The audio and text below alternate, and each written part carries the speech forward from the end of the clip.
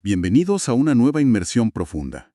Esta sesión está diseñada con un enfoque muy especial, Diría que vital, de hecho. totalmente vital para aquellos profesionales de alto nivel, ejecutivos específicamente, que se encuentran ahora mismo en una etapa de transición laboral. Sí, porque sabemos que navegar por los siempre rigurosos procesos de entrevistas corporativas, cuando no se tiene una posición activa, pues puede ser un desafío monumental. Monumental es la palabra correcta. Y bueno, es un verdadero gusto mencionar que nuestro análisis de hoy cuenta con el patrocinio de Pharma on Target. Así es, la firma consultora experta y referente indiscutible en el mercado farmacéutico de toda América Latina. Exacto. Y hoy tenemos sobre la mesa unas notas y extractos de un documento que la verdad me pareció fascinante. Se titula Power Words o Palabras de Poder. Un texto muy revelador. Sí, y la misión de esta exploración a fondo es cambiar un paradigma fundamental para quienes nos escuchan. Revisando este material, me di cuenta de que queremos entender cómo el lenguaje que se utiliza en un currículum o en una entrevista no es simplemente una herramienta pasiva para describir la experiencia. No para nada. Es en realidad un verdadero generador de realidades. Exacto, una fuerza capaz de influir, persuadir y en última instancia, asegurar esa codiciada oferta de trabajo. Así es. Y para arrancar, creo que es fundamental establecer la premisa revolucionaria que plantea nuestra investigación de hoy. Te escucho. Existe un error cognitivo, y bastante común, por cierto, en el mundo corporativo, que consiste en creer que el lenguaje es solo un vehículo inerte para transportar datos fácticos de un lado a otro. Como si un currículum fuera solo un inventario de piezas en un almacén. No. Exactamente esa es la trampa. La realidad es que las palabras son arquitectura pura. No se limitan a informar, sino que influyen directamente en el cerebro de quien las recibe. Claro. Cuando un profesional asume que solo está describiendo su trayectoria de manera neutral, está perdiendo una oportunidad enorme de construir activamente la percepción que el comité evaluador tiene sobre, digamos, su liderazgo, su capacidad de resolución y su visión estratégica. Bueno, vamos a desempacar esto porque al repasar la primera dimensión de esta arquitectura del lenguaje, me topé con algo que me obligó a detener la lectura. La dimensión emocional. Es un punto de inflexión en el documento. Sí, porque yo siempre imaginé que un reclutador de alto nivel operaba casi como una calculadora humana. Esto rompe por completo con la idea de que los procesos de contratación en el mundo corporativo son fríos y 100% racionales. Es una ilusión óptica muy persistente creer que el mundo de los negocios es pura lógica. Ajá. Lo fascinante aquí es el mecanismo neurocientífico que respalda esto. Nuestra investigación hace referencia al trabajo de Antonio Damasio y su hipótesis del marcador somático. Que suena súper técnico. Suena, pero sin entrar en jerga académica compleja, lo que Damasio comprobó es que las emociones son un componente absolutamente esencial e inseparable en la toma de decisiones humanas. O sea, no se pueden apagar. Imposible.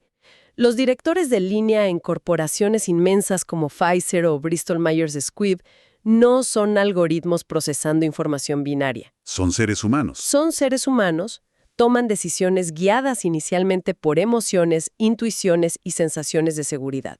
Luego, por supuesto, el cerebro busca justificar esa sensación inicial utilizando la lógica y los datos duros del perfil. Entiendo.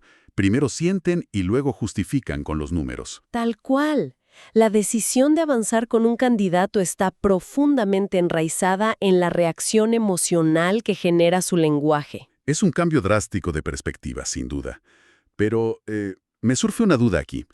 En una industria tan regulada y basada en datos duros como la farmacéutica, ¿no existe el riesgo de que un reclutador vea ese lenguaje emocional como una exageración o una falta de rigor analítico? Es una excelente observación. La clave está en entender que el lenguaje emocional en este contexto no significa melodrama. Claro, no vas a ponerte a llorar en el currículum. Exacto. Significa evocar dinamismo y propiedad. El material que estamos analizando ilustra esto de manera brillante con el contraste en la redacción de un currículum. A ver, dame el ejemplo. Pensemos en un ejemplo ineficaz, que sería el lenguaje meramente informativo. Algo como responsable de la estrategia de marketing para la línea de productos cardiovasculares. Suena correcto. Es factual, pero es completamente pasivo. no genera ninguna chispa en el cerebro del lector. Sí, se lee aburrido. Ahora, comparemos eso con una alternativa eficaz. Lideré la redefinición de la estrategia de marketing para la línea cardiovascular, incrementando la cuota de mercado en un 15% en 12 meses a través del lanzamiento de una innovadora propuesta de valor y la optimización del panel de líderes de opinión. ¡Guau! Es la misma experiencia, pero la arquitectura es completamente diferente. Totalmente. Definitivamente. Al escuchar el segundo ejemplo, la imagen mental cambia por completo. El uso de verbos de acción al inicio, como lideré, o gerundios de impacto como incrementando, transmiten una pasión y un sentido de propiedad muy fuerte. ¿Ese es el marcador somático en acción? Pero entiendo cómo esa emoción atrapa la atención inicial del reclutador en un papel. Supongo que la emoción por sí sola no firma contratos ejecutivos. No, claro que no. Si llevamos esto de la pantalla a la sala de entrevistas, ¿cómo se mantiene esa arquitectura? Se mantiene a través de lo que llamamos la narrativa de tensión. Narrativa de tensión. Sí, no basta con hacer una viñeta hablada de los hitos de un proyecto. Tomemos un ejemplo de nuestras notas sobre un proyecto de lanzamiento de un producto biológico en Sanofi. Ajá. Un candidato promedio listará las fechas y las ventas. Un candidato extraordinario articulará el desafío inicial. Contará la historia completa. Exacto. Describirá la tensión del momento, las barreras regulatorias, las acciones específicas que se tomaron bajo presión, con equipos multifuncionales y finalmente el resultado. Para que el entrevistador lo viva con él. Ese es el objetivo. Que el entrevistador, ya sea que esté sentado en las oficinas de México, en Brasil o conectado desde la sede central en Europa, experimente el éxito del candidato casi en primera persona. Que sienta el peso de la historia, no que solo escuche un reporte de fin de mes. Entiendo perfectamente. Es pasar de ser un narrador de noticias a ser el protagonista de una película. Así es. Pero esto nos lleva a un terreno interesante. Si pasamos de generar una buena sensación a conseguir que realmente hagan una oferta, entramos en lo que la investigación llama la segunda dimensión del lenguaje. El lenguaje como un catalizador de la acción. Exacto. Aquí se menciona la psicología de la persuasión y conceptos como la autoridad y la prueba social que vienen de Robert Cialdini.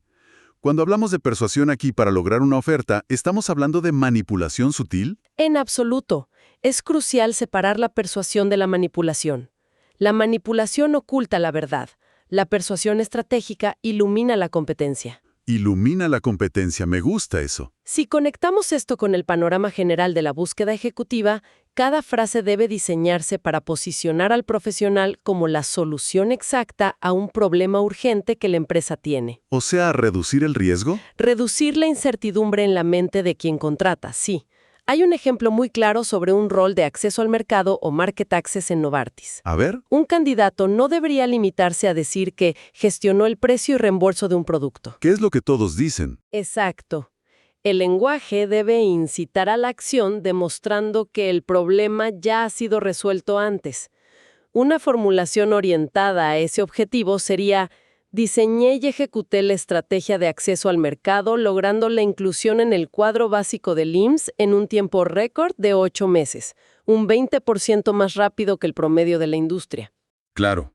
Ese nivel de especificidad le está enviando un mensaje clarísimo a un headhunter de firmas de alto nivel como Korn Ferry o Spencer Stuart. Exactamente. Les dice, soy un experto probado y puedo replicar este mismo éxito en Takeda, en Amgen o en cualquier operación que me asignen. E invita a la acción justamente porque elimina la duda de si la persona realmente domina su área. Y esto me conecta de manera perfecta con el concepto de la confianza, que es la tercera dimensión que exploramos hoy. Nuestro material hace referencia al trabajo de la psicóloga Susan Fiske con las dimensiones de calidez y competencia en la evaluación humana. La confianza es el pilar maestro de cualquier contratación a nivel de liderazgo.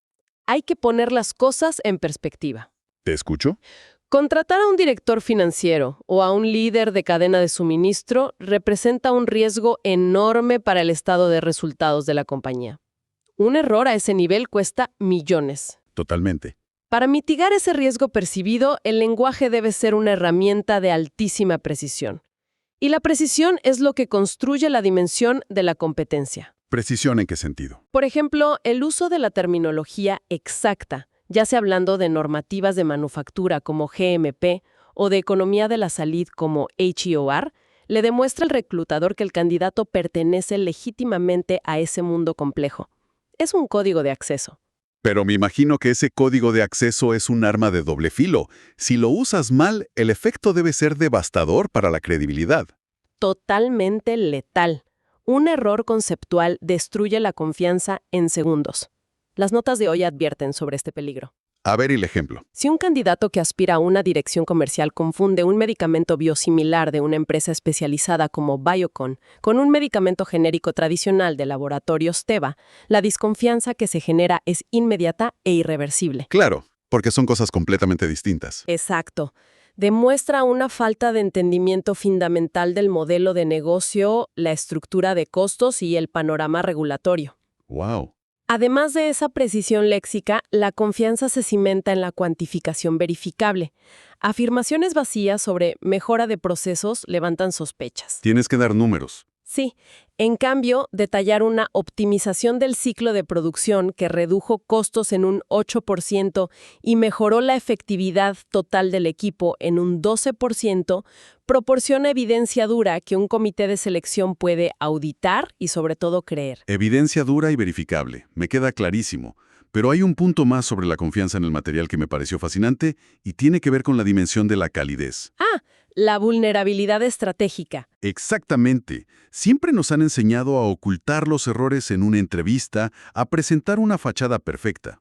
¿Cómo encaja la vulnerabilidad en un nivel ejecutivo? Encaja porque la perfección es estadísticamente improbable y por ende genera desconfianza. Nadie es perfecto. Nadie.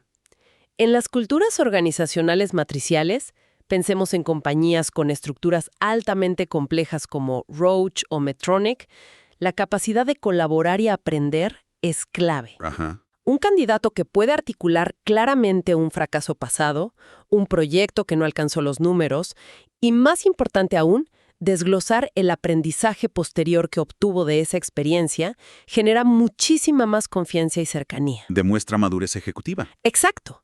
Aquel que se presenta con un historial impecable, pulido hasta el extremo, en el fondo resulta poco creíble y a menudo proyecta una arrogancia que asusta a los equipos de recursos humanos. Aquí es donde se pone realmente interesante porque esto nos lleva directamente a la aplicación práctica, a lo que podríamos llamar la batalla campal contra la voz pasiva y las palabras vagas en la construcción del discurso.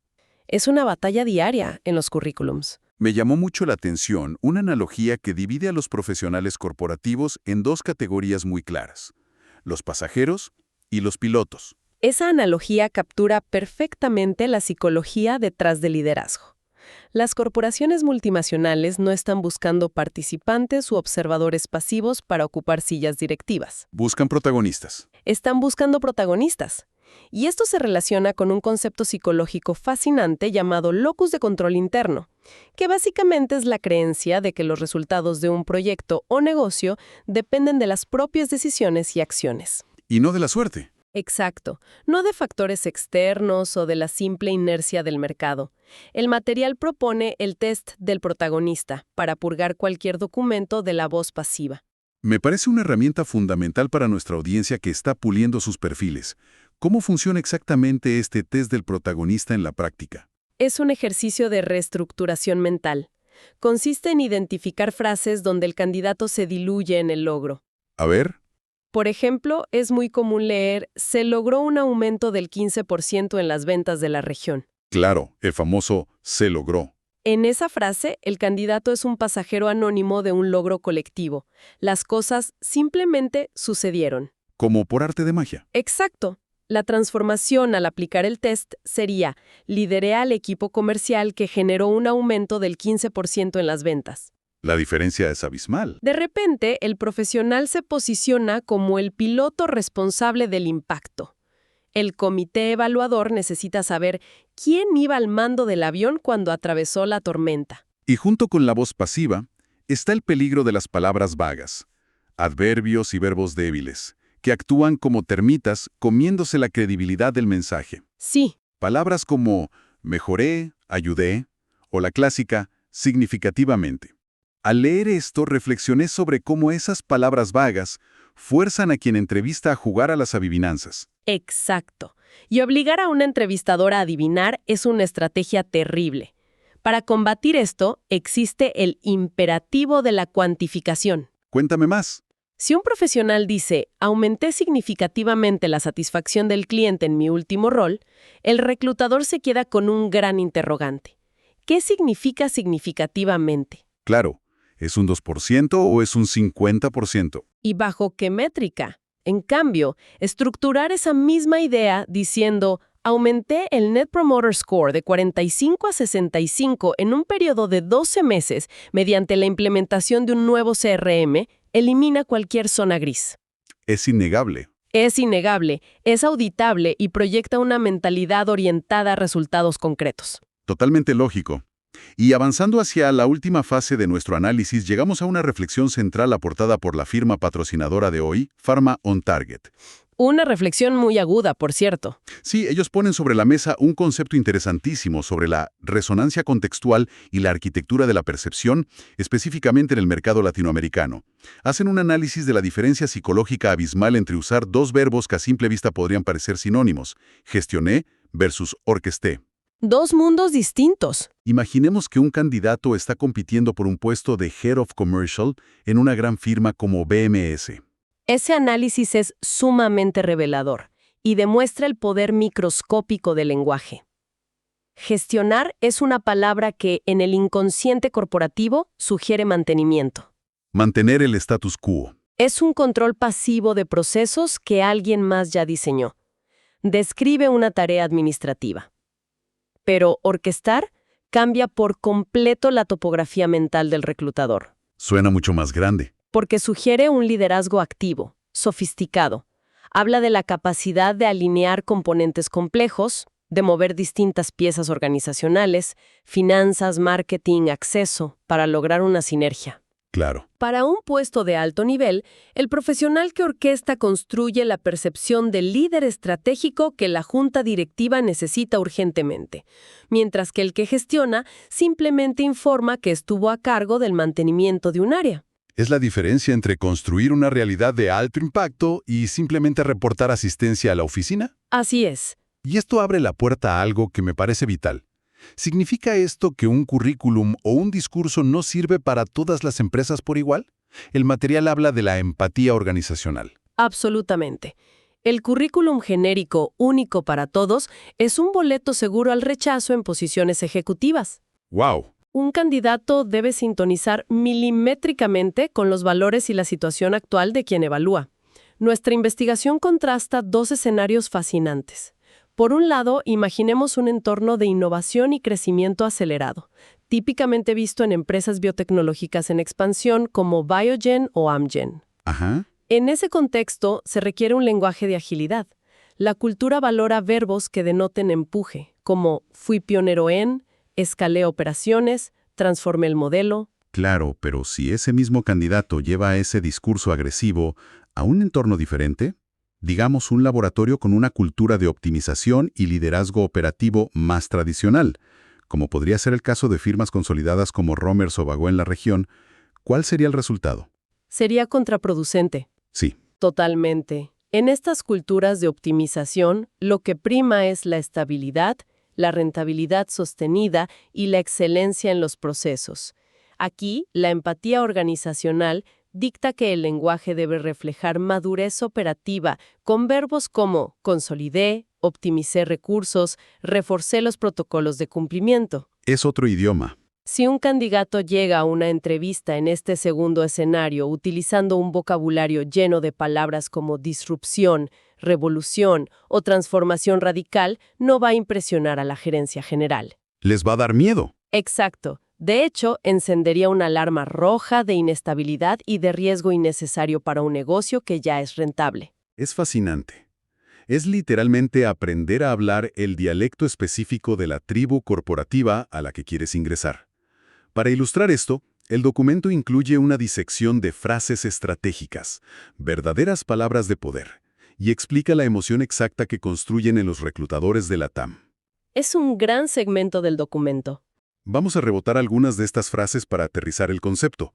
Yo planteo el escenario y la frase, y tú nos ayudas a desentrañar la arquitectura psicológica detrás de ella. Me parece un ejercicio excelente para visualizar la teoría. Adelante. Bien. Primer escenario. Un ejecutivo relata cómo superó una crisis regulatoria severa. Resolvió una observación crítica de agencias como ANMAT, COFEPRIS o INVIMA, evitando sanciones millonarias y fortaleciendo la relación institucional con la autoridad regulatoria. Esa frase actúa como un escudo protector para la compañía. Al escucharla, la emoción instantánea que se construye en el comité evaluador es el Alivio. alivio. Sí, transmite una confiabilidad absoluta, un dominio profundo del entorno regulatorio y solvencia bajo fuego. Quien escucha siente que está frente a un ejecutivo maduro que no entra en pánico ante las auditorías. Que te va a cuidar el negocio. Exacto, que puede manejar situaciones de altísimo riesgo legal y sobre todo proteger la reputación corporativa a nivel regional. Impecable. Segundo escenario, orientado a la toma de decisiones difíciles, que no siempre son populares. Tomé la decisión de descontinuar una línea de productos histórica a pesar de la fuerte resistencia interna, liberando recursos que fueron reinvertidos en un portafolio con un retorno de inversión 3 veces mayor. Aquí la emoción central que se detona es el respeto profesional. Esa frase construye de inmediato una imagen de integridad y de un enfoque estratégico inquebrantable. Demuestra carácter. Demuestra una valentía ejecutiva tremenda. Le prueba al directorio que el candidato tiene el temple necesario para tomar decisiones impopulares, soportar la fricción política interna y no ceder ante sentimentalismos corporativos. Siempre pensando en el negocio. Siempre guiado por lo que es financieramente correcto y rentable para el negocio a largo plazo. De gran análisis, vamos con un escenario más, muy propio de la industria farmacéutica, enfocado en el propósito y el impacto en la vida real. Negocié exitosamente la inclusión de una terapia de alto costo en el sistema de salud público, garantizando el acceso al tratamiento para miles de pacientes oncológicos. Esa es una construcción verbal que apela directamente a los valores más altos y nobles de la industria. ¿El por qué hacemos esto? Construye una emoción de propósito profundo y de tenacidad. Conecta el rol netamente comercial o de acceso corporativo con la misión humana fundamental de la salud. Totalmente. Genera admiración genuina porque demuestra que el profesional no es solo un gestor de hojas de cálculo, sino alguien que entiende que su trabajo diario tiene un impacto social tangible y salva vidas más allá de cumplir con una cuota de ventas. Entonces, ¿qué significa todo esto? ¿Qué significa para los profesionales que están en este momento rediseñando su estrategia de búsqueda? Hemos recorrido desde la neurociencia de la emoción y los marcadores somáticos, pasando por la psicología de la acción para reducir el riesgo percibido, hasta llegar a la importancia de ser el piloto de la propia narrativa, adaptando quirúrgicamente el mensaje a la cultura de cada corporación. Significa que es imperativo internalizar el mantra del comunicador estratégico que se destila de toda esta investigación.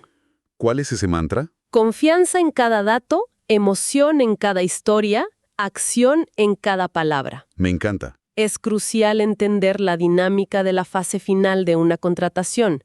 Quienes llegan a conformar la terna final en un proceso de selección a nivel de dirección general o vicepresidencia ya han demostrado con creces que cumplen con los requisitos técnicos. Claro, el currículum duro ya pasó el filtro. Nadie llega a la ronda final con el CEO global sin el conocimiento duro.